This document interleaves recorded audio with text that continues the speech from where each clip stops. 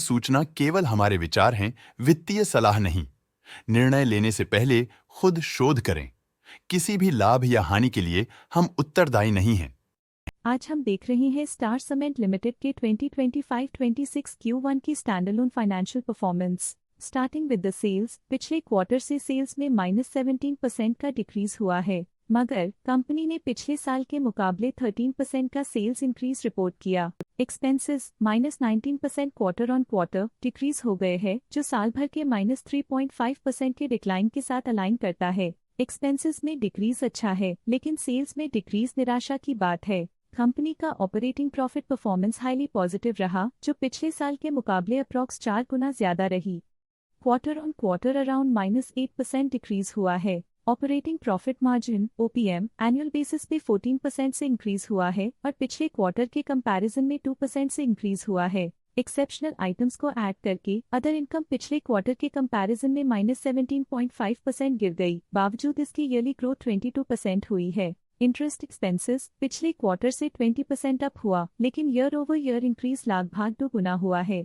Depreciation cost में 5% का climb देखने को मिला और ईयरली बेसिस पे 33% का इंक्रीज देखा गया। प्रॉफिट बिफोर टैक्स एनुअली लगभग 3 गुना बढ़ा, लेकिन प्रीसीडिंग क्वार्टर से -26% डिक्रीज हुआ है। इस साल कंपनी ने -34.5% टैक्स पे किया और क्वार्टरली कंपनी ने 40% टैक्स पे किया है। नेट प्रॉफिट ने ईयर ऑन ईयर लगभग 3 गुना का इंक्रीज दिखाया, लेकिन लास्ट क्वार्टर से -34.5% का कंट्रैक्शन हुआ है। इस क्वार्टर के दौरान कंपनी का परफॉर्मेंस इतना अच्छा नहीं रहा।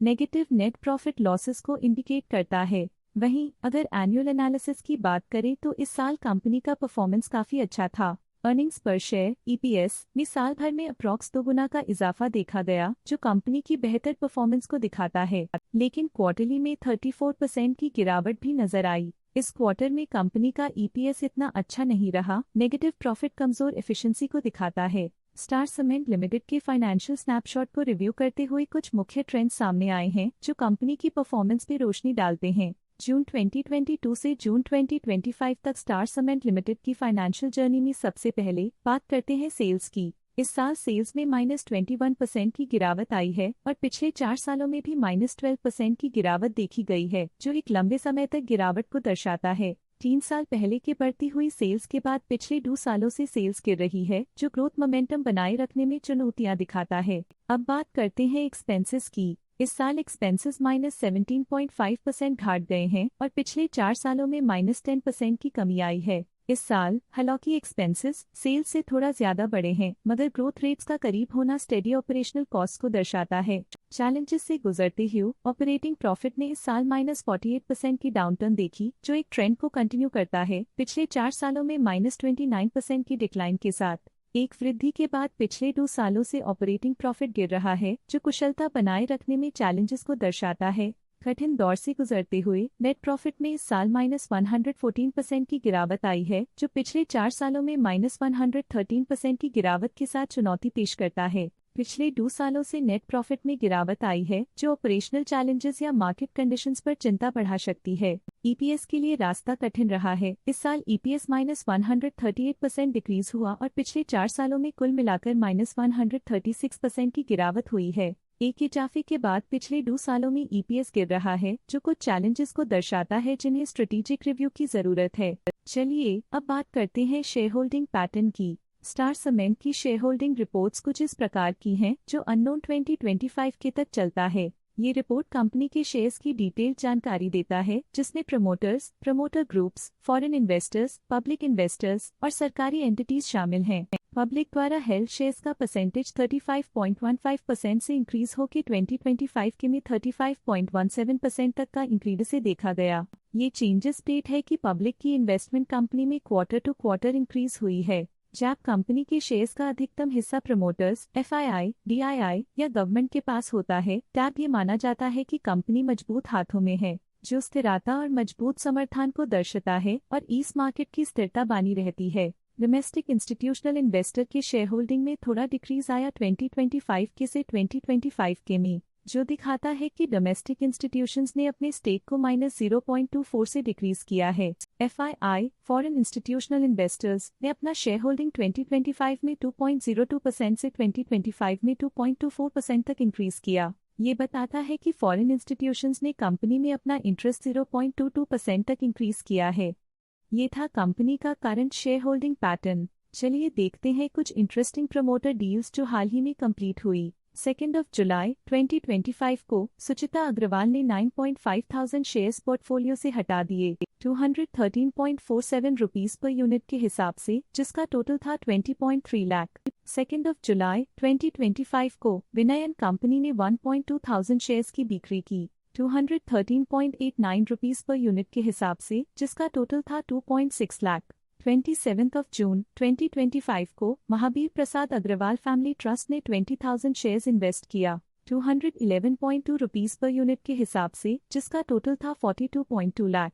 27 जून 2025 को सुमित्रा देवी अग्रवाल फैमिली ट्रस्ट ने 20,000 शेयर्स अपने पोर्टफोलियो में शामिल किए 211.19 रुपीस पर यूनिट के हिसाब से, जिसका टोटल था 42.2 लाख।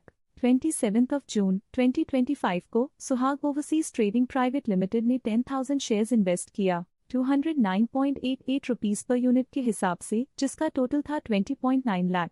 23 जून 2025 को सुहाग ओवरसीज ट्रेडिंग प्राइवेट लिमिटेड ने 11,900 शेयर्स अपने पोर्टफोलियो में शामिल किए 211.89 रुपीस पर यूनिट के हिसाब से, जिसका टोटल था 25.3 लाख। 19 जून 2025 को सुहाग ओवरसीज ट्रेडिंग प्राइवेट लिमिटेड ने 4,900 शेयर्स इन्वेस्ट किया 213.7 रुपीस पर यूनिट के हिसाब से, जिसका टोटल था 10.4 लाख। तो ये थी इस क्वार्टर की कुछ सर्वाधिक चर्चित प्रमोटर डील्स जो दिखाती है बाजार के नए रुझान। अब नजर डालते हैं स्टार सीमेंट के स्टॉक रिकमेंडेशन पे। इस स्टॉक का करंट प्राइस 178.4 रुपीस चल रहा है। EMK ग्लोबल फाइनेंशियल सर्विसेज ने स्टॉक की बाय रिकमेंडेशन दी थी। उन्होंने स्टॉक का टारगेट प्राइस 250 का अनुमान लगाया था। रिकमेंडेशन के समय स्टॉक का प्राइस 217.2 चल रहा था, जो करंट प्राइस से 14.9% अप है। आनंद राठी ने स्टॉक की बाय रिकमेंडेशन दी थी। उन्होंने स्टॉक का टारगेट प्राइस 275 का अनुमान लगाया था। रिकमेंडेशन के समय स्टॉक का प्राइस 220.25 चल रहा था, जो करंट प्राइस से 24.9% अप है। आनंद राठी ने स्टॉक की बाय रिकमेंडेशन दी थी। उन्होंने स्टॉक का टारगेट प्राइस 270 का अनुमान लगाया था। रिकमेंडेशन के समय स्टॉक का प्राइस 213.3 चल रहा था, जो करंट प्राइस से 33.2% अप है। ICICI सिक्योरिटीज ने स्टॉक की बाय रिकमेंडेशन दी थी। उन्होंने स्टॉक का टारगेट प्राइस 257 का अनुमान लगाया था। रिकमेंडेशन के समय स्टॉक का प्राइस 208.95 चल रहा था, जो करंट प्राइस से 32% अप है। असित सी मेहता ने स्टॉक की बाय रिकमेंडेशन दी थी। उन्होंने स्टॉक का टारगेट प्राइस 262 का अनुमान लगाया था। रिकमेंडेशन के समय स्टॉक का प्राइस 220.25 चल रहा था, जो करंट प्राइस से 33.9% अप है। आज के लिए फाइनेंशियल सेक्टर में इतना ही। देखने के लिए धन्यवाद। स्टॉक लेटेस्ट न्यूज अपडेट के लिए चैनल को सब्सक्राइब करें और वीडियो को लाइक एंड शेयर करें।